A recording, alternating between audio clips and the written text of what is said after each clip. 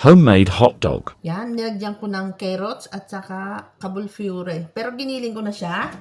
Yan, tapos, lagay natin yung karne. Ito yung giniling na manok. Yan, diretso lang. Yan. Mix lang, mix.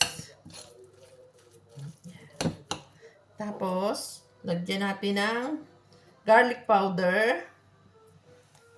Ito, yung, ano nga yun? Onion powder. Ito yung paminta powder, syempre. Lagyan natin ng isang itlog. Asin. Tapos, asukal. Hindi, ito yan yung may iguan. Tapos, olyo. Yan. Ganyan lang. Tapos, i-mix lang, mix. Tapos, dagdagan natin ng malamig na tubig. Kalahating baso lang.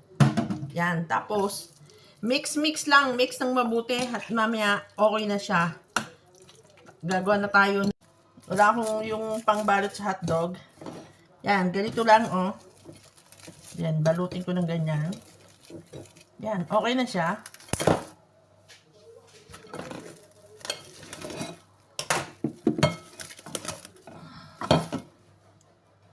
Tapos, i-fold natin yung magkabilang dulo, yung ganyan, pisilin, para tumigas yung...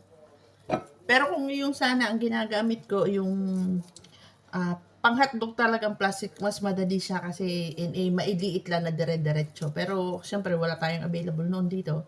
Kaya ganito lang yung ginagawa ko. Pero,